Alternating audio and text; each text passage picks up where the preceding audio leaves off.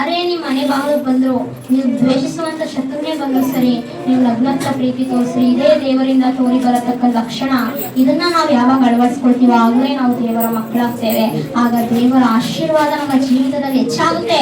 ಯಾರು ನಿಮ್ಮನ್ನ ಹಾಳು ಮಾಡ್ಬೇಕು ಅನ್ಕೊಂಡ್ರಲ್ಲ, ಯಾರು ನಿಮ್ಮನ್ನ ಸಾಯಿಸ್ಬೇಕು ಅಂತ ಅನ್ಕೊಂಡ್ರಲ್ಲ, ಅವ್ರು ಮಾಡಿದ ಪ್ಲಾನ್ ಪ್ರಕಾರ ಸೇಮ್ ಟು ಸೇಮ್ ಅವ್ರು ದೇವ್ರು ಮಾಡ್ತಾನೆ. ಹೇಗಂತೀರಾ? ಲಾಸ್ಟ್ ಎಕ್ಸಾಂಪಲ್ ಹೇಳಿ ಮುಗಿಸ್ತೀನಿ. ಈಗ ಎಸ್ತರಳ ಕಾಲದಲ್ಲಿ ಹಾಮಾನನು ಏನ್ ಮಾಡ್ತಾನೆ? ಆ ಒಂದು ಯಹೂದ್ಯರನ್ನ ಸಾಯಿಸ್ಬೇಕು, ಎಕ್ಸ್ಪೆಷಲಿ ಯಹೂದ್ಯರಲ್ಲಿ ಮೊರ್ದೆಕೈಯನ್ನ ಸಾಯಿಸ್ಬೇಕು, ಎಸ್ತರಳ ಚಿಕ್ಕಪ್ಪನನ್ನ ಸಾಯಿಸ್ಬೇಕು ಅಂತ ಹೇಳಿ ಅವನೊಂದು ಪ್ಲಾನ್ ಮಾಡ್ತಾನೆ. ಅವನು, ಅವನ ಹೆಂಡತಿ, ಅವನ ಮಕ್ಕಳೆಲ್ಲ ಕುತ್ಕೊಂಡು ಒಂದು ಪ್ಲಾನ್ ಮಾಡ್ತಾರೆ. ಅವನ ಸ್ನೇಹಿತರೆಲ್ಲ ಕುತ್ಕೊಂಡು ಒಂದು ದೊಡ್ಡ ನೇಣುಗಂಬವನ್ನ ಮಾಡ್ಸೋಣ, ಆ ನೇಣುಗಂಬಕ್ಕೆ ಮೊರ್ದೆಕೈಯನ್ನ ನಾವು ನೇಣಿಗೆ ಹಾಕೋಣ, ಅವನ್ನ ಈ ರೀತಿನೇ ಸಾಯಿಸೋಣ, ಈ ರೀತಿನೇ ರಾಜನಿಗೆ ವಿರೋಧವಾಗಿ ಎದುರು ಕಟ್ಟೋಣ ಅಂತೇಳಿ ಪ್ಲಾನ್ ಮಾಡ್ಕೋತಾರೆ. ಆ ಪ್ಲಾನ್ ಮಾಡ್ಕೊಳ್ತಾನೆ, ಚೆನ್ನಾಗಿ ಪ್ಲಾನ್ ಮಾಡೋವರೆಗೂ ದೇವರು ಸುಮ್ಮನೆ ಇರ್ತಾನೆ. ಕೊನೆಗೆ ಏನಾಯ್ತು? ಅವ್ನ್ ಏನ್ ಪ್ಲಾನ್ ಮಾಡಿದ್ದೋ ಅದೇ ಪ್ರಕಾರ ಅವನು ಹೇಳೋದೇ ಆ ಕಂಬಕ್ಕೆ ತೂಗಿ ಹಾಕಲ್ಪಟ್ಟು.